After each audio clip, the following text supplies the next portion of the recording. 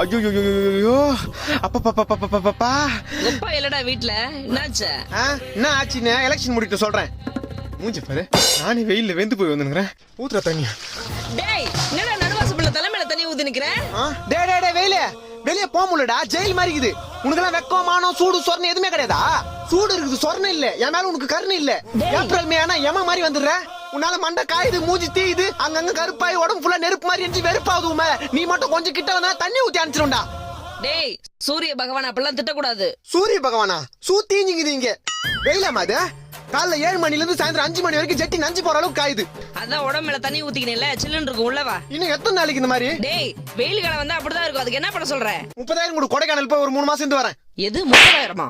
பாத்தியம்மா, வெளியே போனா வெயில் அடிக்குது, வீட்டுக்கு வந்தா நீ அடிக்கிற. இந்த வெயில்னால எனக்கு எவ்வளவு வேதனை பாத்தியா?